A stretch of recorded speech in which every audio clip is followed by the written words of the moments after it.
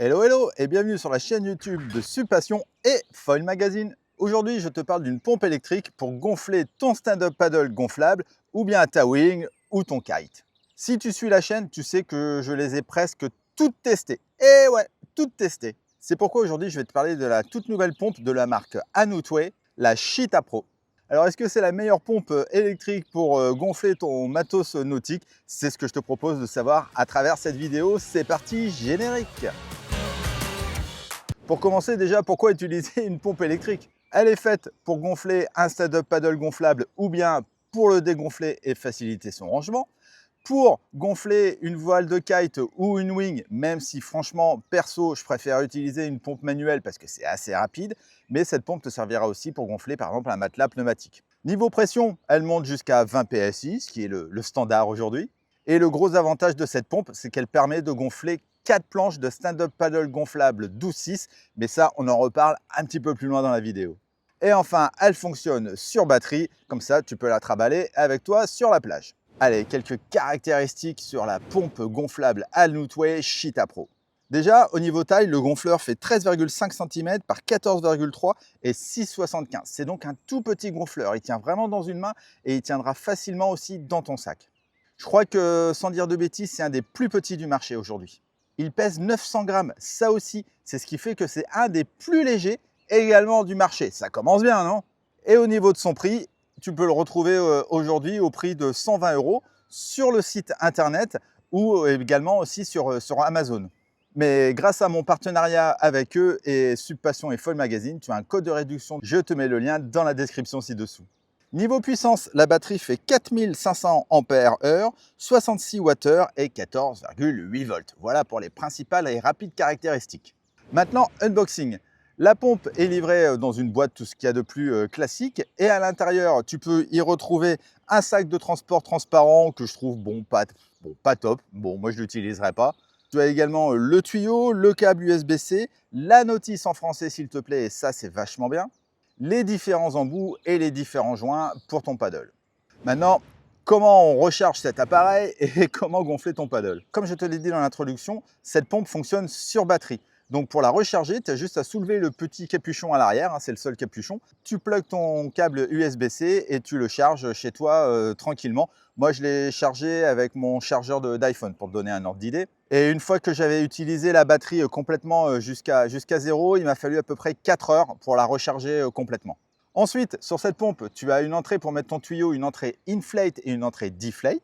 L'entrée inflate, c'est pour gonfler ta planche et l'entrée deflate, c'est pour dégonfler ta planche complètement et faciliter son rangement. Bien évidemment, je parle là de la planche de stand-up paddle gonflable. Il est temps de gonfler mon stand-up paddle gonflable. Pour rappel, c'est le même stand-up paddle gonflable que j'ai depuis des années. C'est mon paddle Subpassion. C'est avec lui que j'ai fait tous mes tests de pompe. Comme ça, pour tous mes tests, j'ai exactement la même planche avec le même litrage. Et pour information, c'est une 12-6.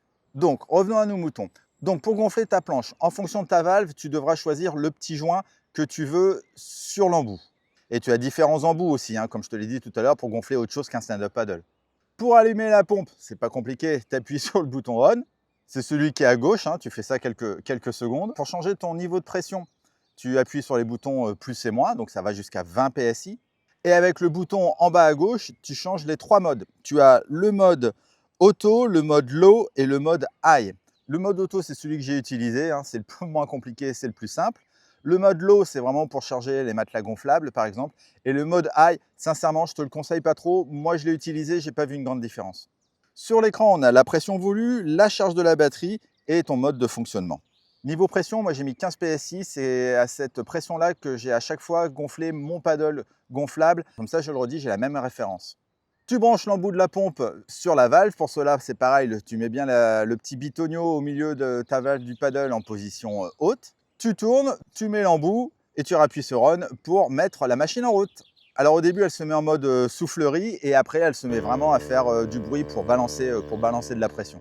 Sous la pompe, malheureusement, on n'a pas de petit caoutchouc. Et comme tu peux le voir, la pompe, elle tremble pas mal. Donc, pose-la bien au milieu, sinon elle va glisser. Dis-toi qu'il m'a fallu 6 minutes 30 pour gonfler ma 12-6 par 30 par 6. Avec les deux modèles Airbank, il m'avait fallu 7 minutes 30 et 8 minutes 10. Et avec la Redwood Paddle, c'était exactement le même temps. J'étais aussi à 6 minutes 30 pour te donner des points de comparaison. Attention, plus la pompe chauffe, plus elle met du temps à donner de la pression. C'est normal. C'est pour ça que je te conseille toujours de gonfler ta planche à l'ombre et pas en plein soleil. Et une fois à la bonne pression, elle s'arrête toute seule. Tu n'as plus qu'à enlever le tuyau et à remettre le bouchon de valve. Alors, je me suis amusé à gonfler et dégonfler plusieurs fois de suite la planche et j'ai réussi à gonfler et dégonfler 4 fois 7, 12, 6. C'est pas mal, non? Du coup, on a quand même pour une toute petite pompe, une pompe assez rapide, en tout cas dans la moyenne haute, et aussi assez puissante parce que tu peux gonfler et dégonfler 4 paddles 12-6. Du coup, on va faire le bilan, les plus de cette pompe gonflable électrique Anoutway Cheetah Pro. Le fait d'avoir une pompe sur batterie, c'est quand même ce qu'il y a de mieux. Tu n'es pas obligé d'être à côté de ta voiture et le brancher sur une prise allume-cigare qui de toute façon n'existe plus sur les voitures. Une pompe qui gonfle à 20 PSI, c'est normal, c'est standard, mais elles ne le font pas toutes. Elle arrive à gonfler 4 planches et en moyenne à 6 minutes 30 par planche, c'est quand même pas mal non plus. Et avec ses aérations sur le côté et une couleur assez claire, elle ne surchauffe pas trop. Tu sais aussi que j'aime bien parler des axes d'amélioration, des petits trucs qu'il faudrait changer pour qu'elle soit presque parfaite. Le sac a mérite d'exister, mais franchement, je le trouve pas top. Je ne suis pas fan non plus de la couleur verte, même s'ils ont voulu faire vert un peu nature. Franchement, blanc, ça serait très bien, surtout pas noir. Le bruit, toujours le bruit, sincèrement, elle est petite, mais elle fait vraiment beaucoup de bruit. Fais pas ça à côté des gens, tu vas vite les saouler. Et enfin, le prix, c'est quand même un budget pour cette pompe gonflable, surtout quand tu sais que moi, perso, je vais plus vite à la gonfler avec une pompe manuelle. Mais bon, c'est ce qui te permet de faire autre chose et de te préparer pendant que ton matos se prépare lui aussi de son côté. En conclusion, cette pompe électrique Anoutway Cheetah Pro est franchement un bon petit produit. J'ai été agréablement surpris. Je ne pensais pas qu'il serait aussi bien.